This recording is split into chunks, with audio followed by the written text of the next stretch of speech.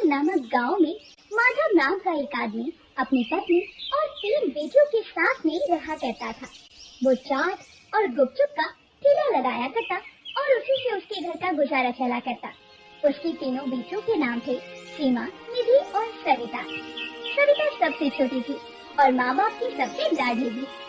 वैसे तो सविता बहुत समझदार और बहुत बुद्धिमान थी और घर के कामों में अपनी माँ की मदद भी किया करती थी, परंतु सविता सांवली थी। सविता की दोनों बड़ी बहनें उसे हमेशा ही सांवली होने का ताना दिया करती थी। ऐसे ही एक दिन सविता की माँ ने अपनी बेटियों के पास आकर कहा, अरे सीमा और निधि, सविता को देखो तो जरा, वो मेरे साथ हमेशा ही घर के कामों में मदद करती है और तुम दोनों हो कि सारा दिन बैठी रहती हो, जरा कुछ काम भी कर लिया करो। माँ, सविता ठीक ही तो करती है। अरे उसे तो आपके साथ बस काम ही करना चाहिए और वो धूप में जाकर काली तो हो ही नहीं सकती, क्योंकि वो तो पहले से ही काली है। हाँ माँ, सीमा दीदी ठीक ही कहती है। यदि हमने इसी तरह बर्तन मारने शुरू किए तो हमारे हाथ काले हो जाएंगे और यदि धूप में जाकर पानी लाना शुरू कर दिया तो हम खुद काली हो जाएंगे। आप तो बस सविता से ही काम करवाया करो, हमसे नहीं। बेकार में हमारी रंगत पर फर्क पड़ गया तो नुकसान आप ही का होगा जब हमारी शादी कराने में दिक्कत आएगी। ऐसा कहकर दोनों बहनें वहाँ से चली जाती हैं। तब माँ सविता से कहती है, बेटा, तुझे भी इन दोनों की बातों का बुरा लगता होगा ना? तू चिंता मत कर, तू सबसे सुंदर है और गुण में तो तू सबसे आगे है। और देखना, एक दिन इन दोनों को भी इस बात का एहसास हो जाएगा और तब ये अपनी गलती पर पछताएंगी बैठकर।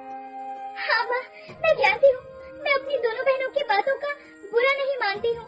और माँ, वैसे भी मुझे घर के कामों में आपकी मदद करने से बहुत खुशी मिलती है, इसीलिए मैं आपके साथ काम करवाती हूँ। और ठीक है तो कहती है वो दोनों, वो गोरी है, अगर धूप में जाएंगी तो काली हो जाएंगी। वैसे भी तू ही कह रही थी ना कि तुझे इन दोनों की शादी करनी है, तो माँ तुम भी इन दोनों की बातों को दिल से मत लगाया करो। और चलो अब हम काम खत्म कर लेते हैं, वरना जैसे जैसे दोपहरी बढ़ेगी काम करना मुश्किल हो जाएगा। और इस तरह सविता कभी भी अपनी दोनों बहनों की बातों पर ध्यान नहीं देती थी और हमेशा अपनी माँ के साथ कामों में लगी रहती। ऐसे ही सब कुछ ठीक चल रहा था, परंतु एक दिन माधव अपना ठेला बंद करके वापस घर आ रहा था।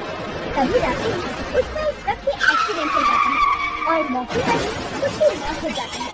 माधव की मौत की खबर सुनकर उसकी पत्नी के सर पर दुखों का आसमान टूट पड़ता है। नहीं नहीं, आप हमें छोड़कर नहीं जा सकते, मेरे साथ साथ 3 बेटियों की जिम्मेदारी भी आप पर है। नहीं, आप ऐसे कैसे जा सकते हैं? मेरी नहीं तो अपनी 3 बेटियों के बारे में तो सोचते। माँ, पिताजी जा चुके हैं और जाने वाले कभी वापस नहीं आते, लेकिन हम तीनों है ना माँ, तुझे संभालने के लिए, तो चिंता मत कर माँ। वो सभी मिलकर अपने पिता का अंतिम संस्कार करते हैं